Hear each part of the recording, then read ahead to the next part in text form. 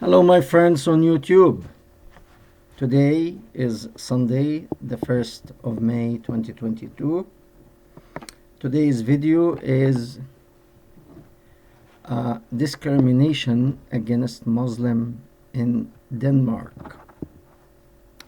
We read, or at least I read on BBC Arabic, that Denmark is actually welcoming the Ukrainian, whereas they are not paying enough attention to the people who came from Syria.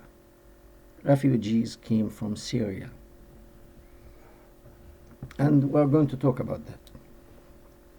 Is there discrimination in the West towards Muslim? Yes.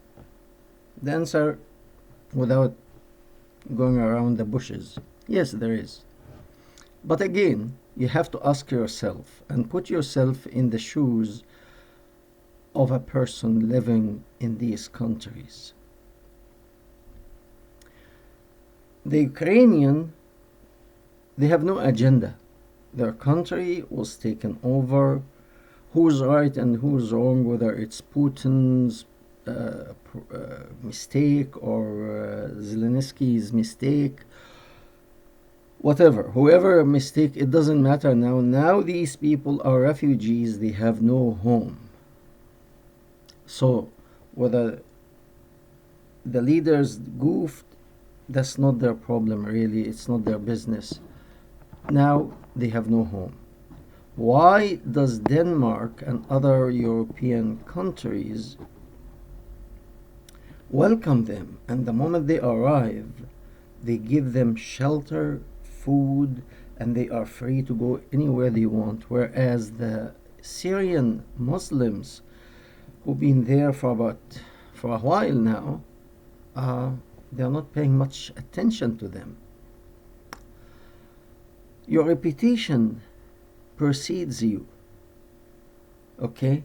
When the Ukrainian person goes to Denmark, Sweden, or to any country, he or she does not have any agenda other than looking for safety that he lost in his own home. He lost that safety. He is running away from hell, looking for a safe haven. That's all. The Syrians also, many of them ran away from hell, similar hell, to safety. Now, Denmark, Sweden, France, many countries in Europe opened their doors for you and welcomed you in the beginning.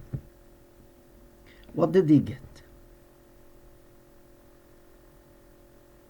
What they got is sometimes young girls going to school have been raped, some murdered.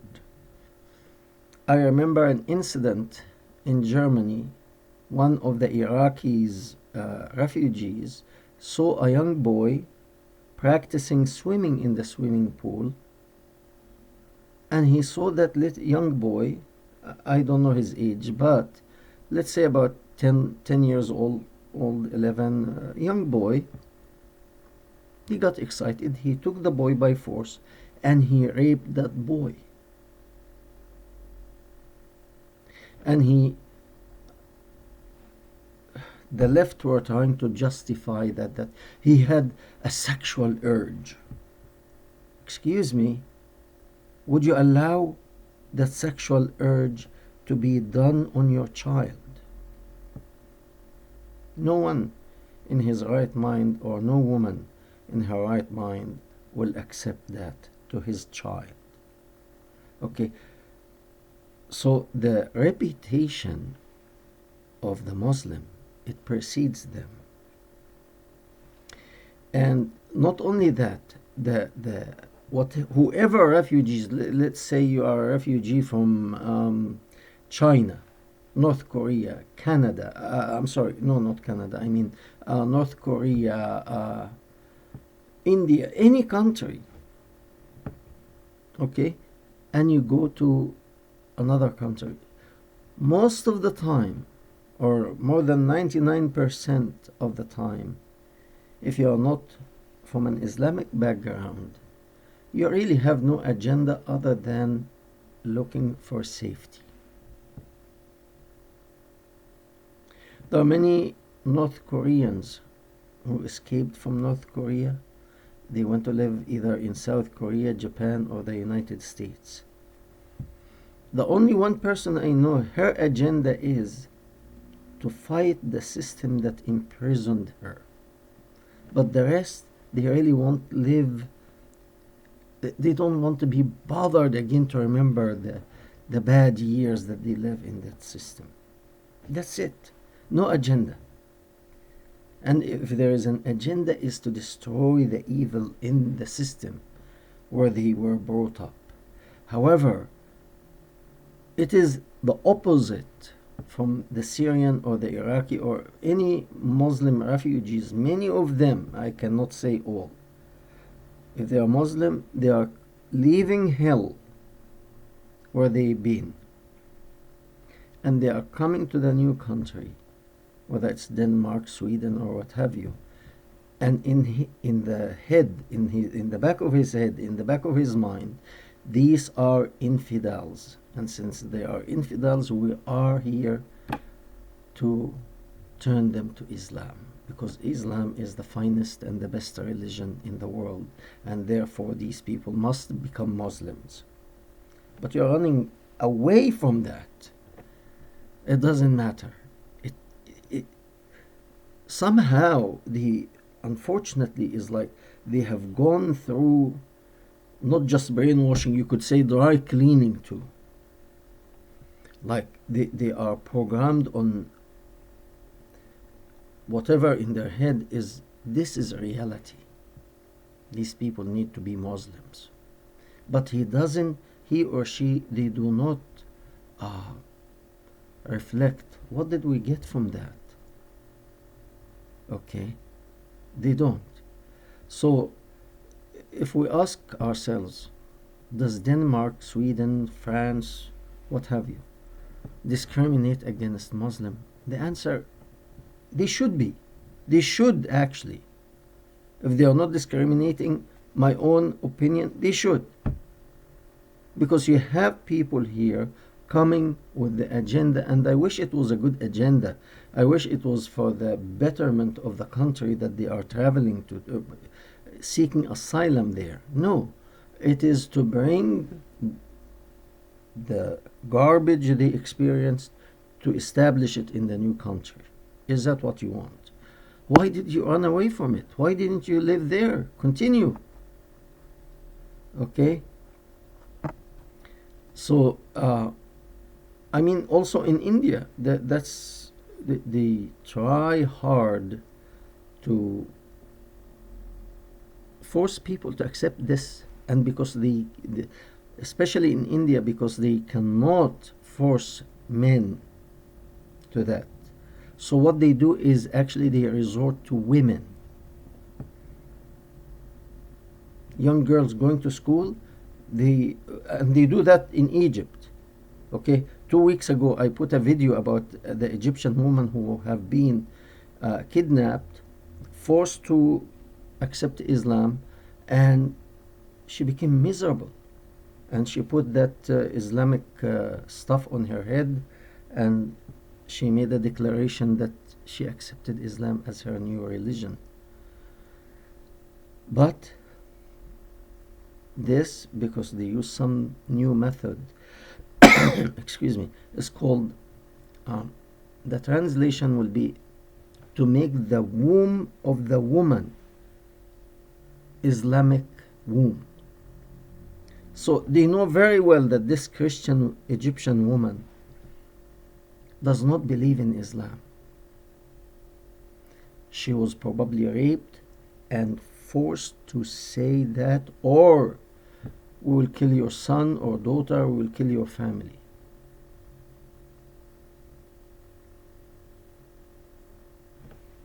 So she has to say that, or else. So What happened, this they call it, make the Muslim womb of that woman now a place where you can uh, bring forth new generation, Muslim generation. So you force this woman into sexual relationship. When she gets pregnant, that child is yours. He or she is a Muslim. Okay, because the founder of this nonsense told them that multiply a lot, because on Judgment Day I'm going to brag of your number to God. He wants to brag of the number. So get as many women as you can. And in the teaching, you can marry 1, 2, 3, up to 4 wives. However, you can take as many concubines as you 1,000. The sky is the limit. If you have a lot of money, you can take as many as you want. 1,000, 2,000, doesn't matter. A person like Elon Musk can afford to have half of the women on the planet for himself. Is only pay dowry and take the girl, or buy. They want to bring back the Islamic Caliphate where you can buy and sell human being, because this is a very good system to them. Okay, so all that is happening, and the unfortunately they don't. It is very hard for me to understand that all this is happening, and you expect to be treated as an average human being. You don't see this contradiction. Then why should any country, if you cannot see that clearly, why should any country stand by you and help you? If a refugee coming from North Korea, he will receive help because he wants to become free citizen in this new country. You are trying to bring this country to look like yours, where you escaped. My advice to you, take it or leave it. See what brought you to that point and get rid of it. And you'll find out that the teaching that you believed in and you think it's the most holy and most powerful and it's the best, is the very reason you are in that dilemma now. One person sent me a comment asking me to what do I think about Hassan Farhan al-Malki. He is a religious leader, Islamic religious leader, trying to bring harmony between Muslim Sunni, Muslim Shia, Muslim Sufi, and so on and so forth. And to me, I won't take the time to respond to that in the middle. To me, I don't know the man, okay? But what I can say is two things. My take on that. This man lives in an Islamic country and his life is threatened. And many of the people who live in Islamic country and they figured out what the heck is going on there,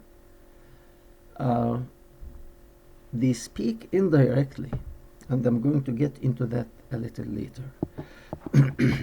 And that man, Hassan al-Malki, probably he's one of them, and because he's living in these countries, in Islamic country, he cannot talk freely like people in the West.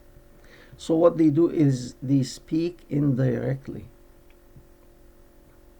So what they do is they don't criticize Islam as thought. So what they do is they try to make Islam innocent of the action of the Muslim, and they blame the misguided Muslims that they made Islam look bad.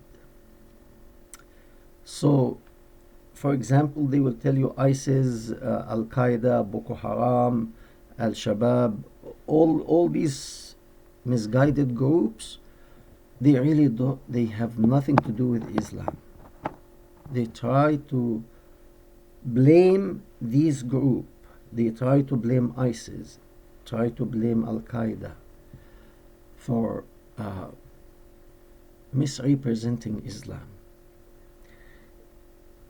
This because they cannot speak freely and say the problem is in the thought, not in the group.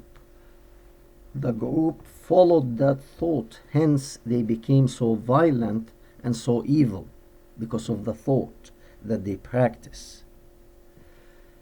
So if this man Hassan al-Malki is one of the people who is wisely stepping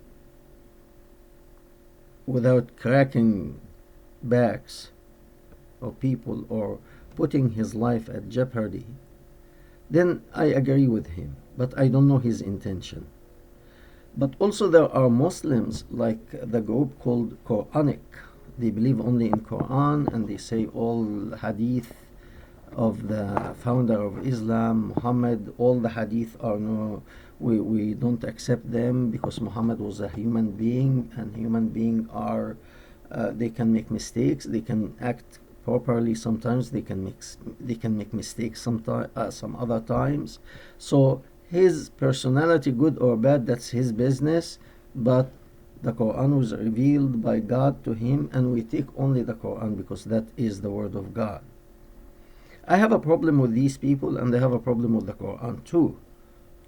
And if this is their intention, I'm sorry, to me, you are more dangerous than these groups like ISIS and Al Qaeda and Boko Haram, because at least these people, they read, they studied, they believed, and they are following.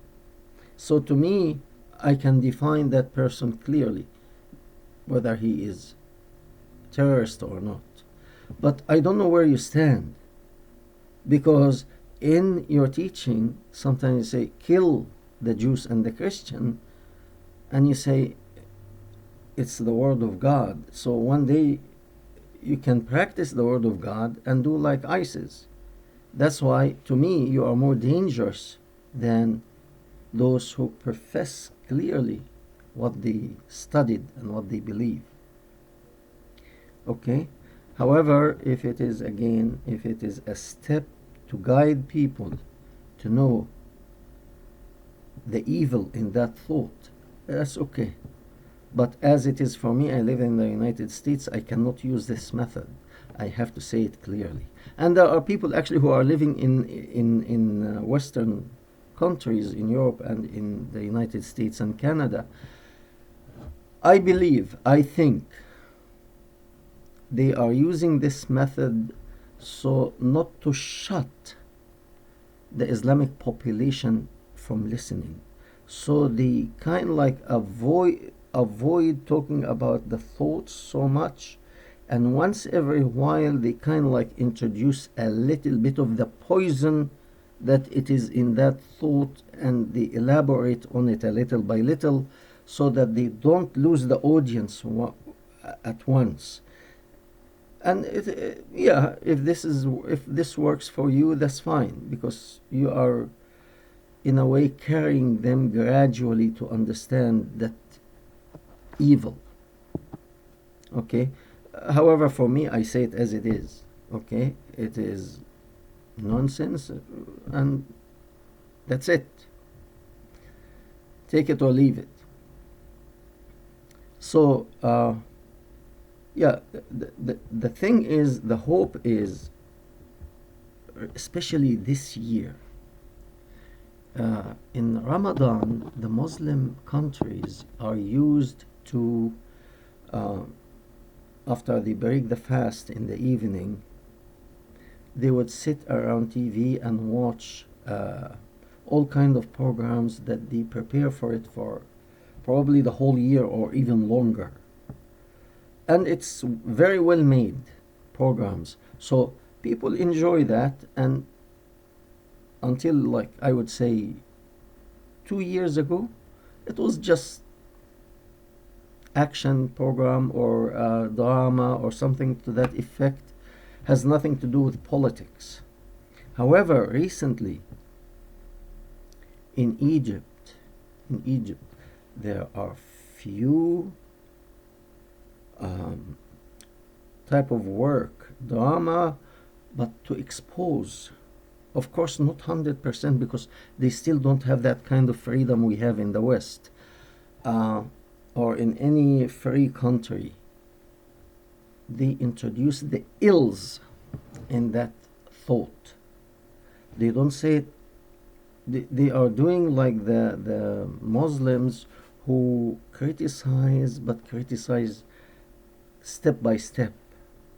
Anyway, it's a step in the right direction.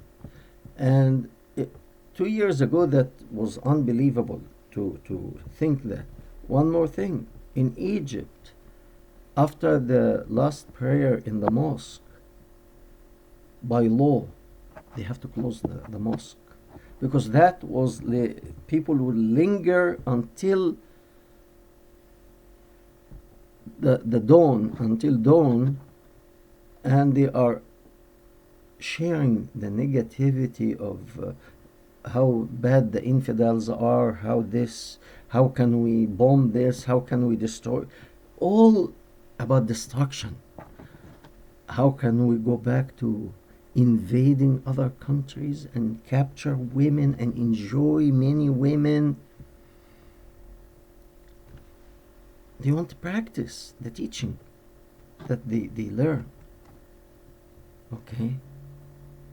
And many of these are young people. Actually, one of them, a prominent Muslim leader in Egypt, graduated from the most prominent Islamic university. His name is Hawani. He was saying, if we go back to what we learn about Islam and start invade other countries and start to bring captives, men and women, and sell them, then our economy will once again start to work and advance, and we become wealthy again like before. Go out, invade these countries, take their wealth, take their women, take their kids, sell them, or have fun with them. Young girls, enjoy. Literally. Okay? So now the opposite, the hope actually in the opposite, that it is rising now. There are many people criticizing that stuff. Until now, we really try to not use the clear language that it is used, because YouTube will put your video away. They could strike you and erase the whole channel. So we try to introduce that, but you have to use your imagination, what I'm trying to say. Okay? So they close the mosques. And for example, there is a person who graduated from Al-Azhar, from the same prominent Muslim school, university. Because since Islam started, they say Islam is a religion that it's for all time and all places. Always. It's good for all time and all places. And this scholar coming out now saying, no, we have to actually re-examine that. Islam is not good for all times, and it's not good for all places. 2 years ago, you wouldn't even imagine listening to that. All right? Not only that, somebody like the Crown Prince of Saudi Arabia, he understood what's the whole thing about. So the first thing he did, he pulled the fangs of these religious leaders that they used to have the total authority. Pulled the fangs. He declosed them. He pulled their claws. So now they cannot do much. and he put some of them in prison. Okay? And he is changing the country. Egypt also is doing the same, but not with the same pace as Saudi Arabia. Hopefully, it will change. Hopefully, it will become better. Because if Egypt really stand up, at least like Saudi Arabia, if not more, all that nonsense will collapse so quickly. So quickly. One more thing, we see now, like for example, I read on BBC, a Tunisian Muslim woman marrying, living with a Jewish man. That was never heard of before because it was the opposite. A Muslim man can have sexual relationship, not necessarily marrying, okay, can have sexual relationship with a Christian, Jewish, Buddhist, Hindu woman, even by force, so he can bring forth more Muslims. But a Muslim woman is not supposed to marry of any other religion. Now, in Tunisia and Morocco, a Muslim can marry, man or woman, marry of any other religion they want. Not only that,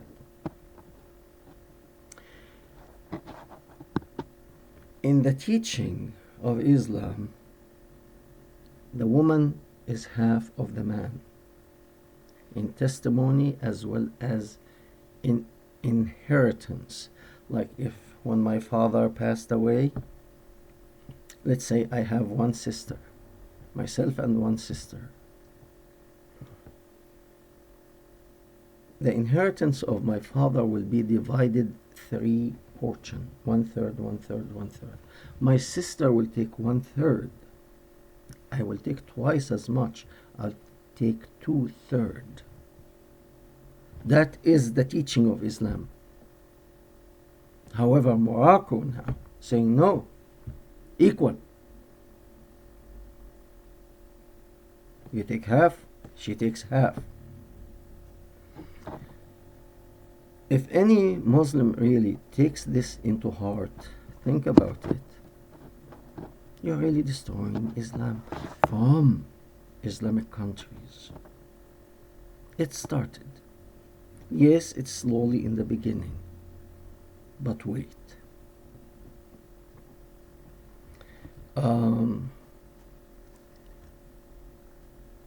That's basically it. We thank you so much, and please like and write a comment.